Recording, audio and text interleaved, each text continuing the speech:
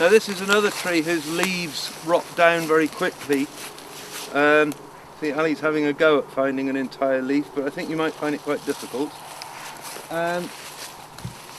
It looks a lot like the ash, doesn't it?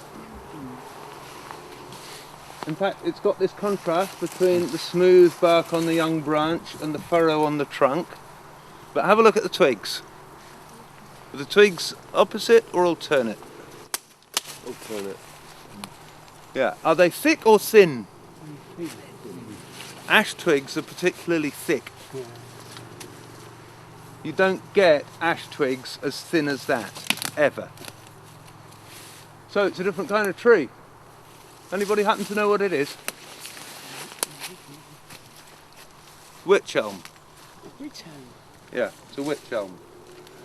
And wych elms suffer from Dutch elm disease, but not as severely as the suckering elms. And if you look over there, you can see a dead one. Oh, yeah. And here we have a live one. One thing, the leaf of the wych elm is actually quite distinctive. All elms, the base of the leaf is asymmetrical. That's a hawthorn. I doubt we're going to find a leaf in good enough condition to show this.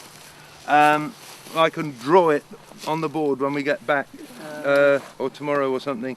But the base of the elm leaf is almost always asymmetrical, and the wych elm has a fairly large leaf, and very often, instead of having just one point, it has 3 points.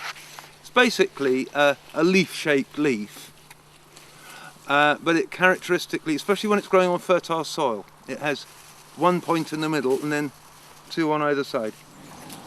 Okay, this is a tree that is very hard to mistake for anything else, even in the wintertime, because of these horizontal lentils. You remember I was talking about the lentils, the breathing pores, and in this particular species they're very prominent.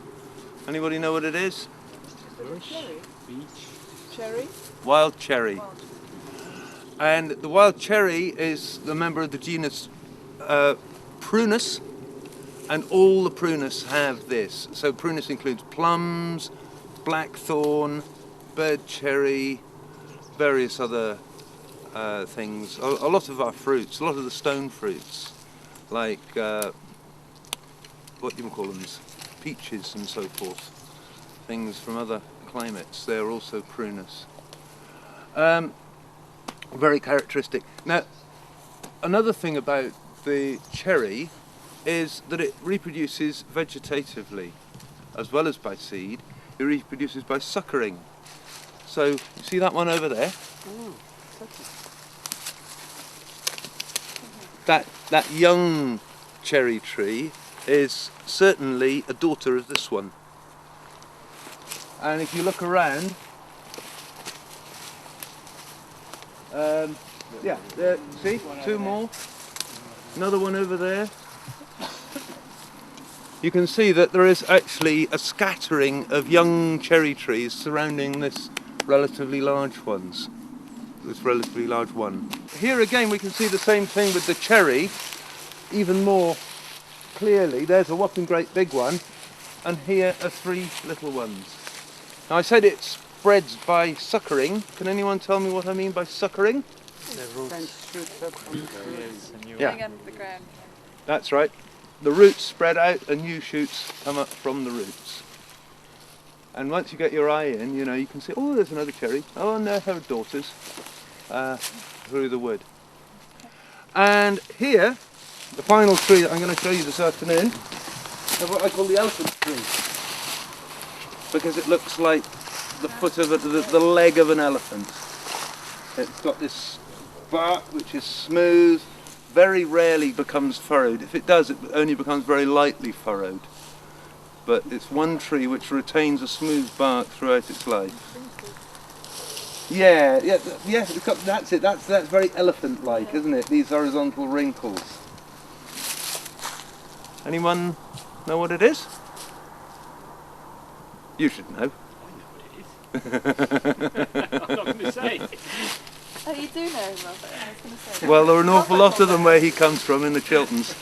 Oh, Let's see if I can find a leaf. Now the leaves rot down very, very slowly. Is it birch? No, but sounds a bit like birch. Beech. Very different from the birch. Ecologically, you could hardly find two trees more different. Really? The birch is a pioneer. The beech is very much a tree that only comes in when a woodland is already established, and given undisturbed conditions over a long period of time, it will gradually outcompete other trees. And yeah, and keeps its leaves very late as well, doesn't it? Yeah, especially small ones. Okay. So that's why if you have a beech hedge and you keep it trimmed, it will keep its leaves on over winter, which is quite good for shelter for a garden. So yeah, these tough nut leaves which take ages to rot down. So in a pure beech wood you'll find a deep layer of partly decomposed leaves above the mineral soil. So not the best for compost. Well, if you're prepared to wait, yeah, just takes time. Growth slightly changes direction. Wherever there's a bud, you get a sort of a zigzag twig forming. That's not a terribly good example. But there, see that sort of zigzag shape of that twig? Yeah. First it turns one way, then it turns the other. Very characteristic of this kind of tree. But if you didn't already know that, it wouldn't be much of a clue.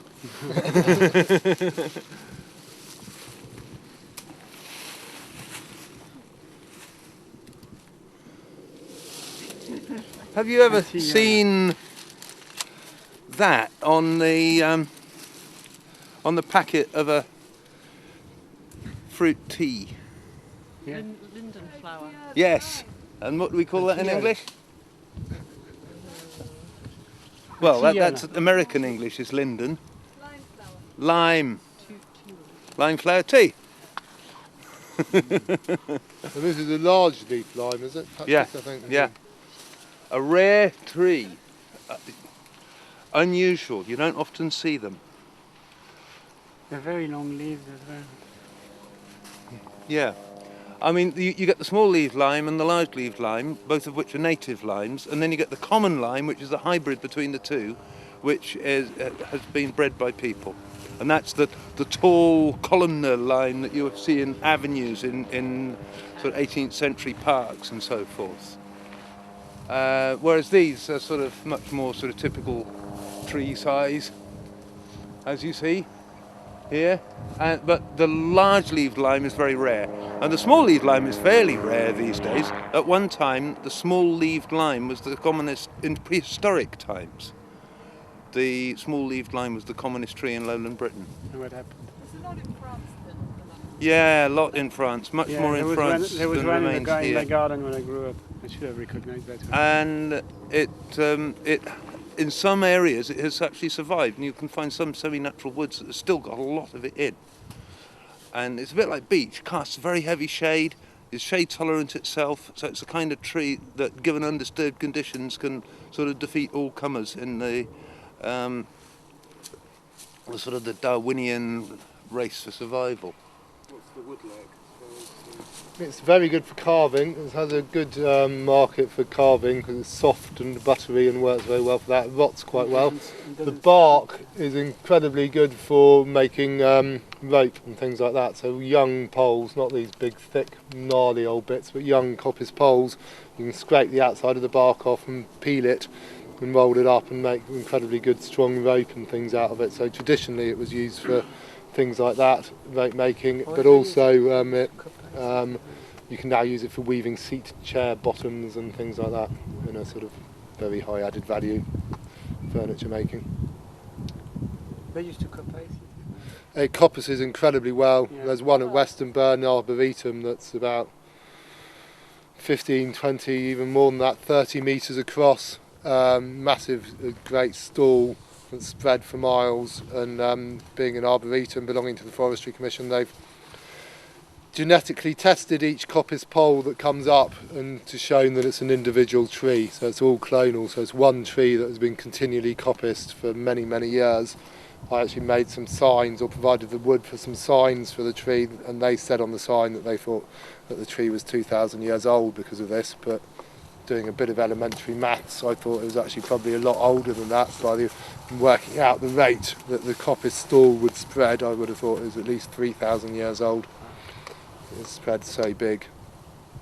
Yeah, coppicing rejuvenates trees. You know, like an ash tree live about 250 years tops as a maiden, but as a coppice stool there are some that are 800 years old or even older, because you're just constantly putting it back to a younger stage. And as Mike said, you know, it sort of grows out and out and out and ends up with a hollow middle and the ring of trees, but it's all genetically the same tree. So what I've been showing you is details. Things like, are the twigs opposite or alternate? What's the leaf like? What's the bark like? What are the buds like? And to begin with, when you start identifying trees, those are the things that you need to look for. As time goes by, you get to recognise trees. You know, I look at a tree over there, oh, that's an ash. I look at another one over there, oh, that's a maple. And, you know, I can't actually tell you why I know that's an ash or a maple. It's just because I'm familiar with them. But when you start, you've got to get up close. Get right up close and look and see, ah, right, that's a black bud. That must be ash or whatever it is.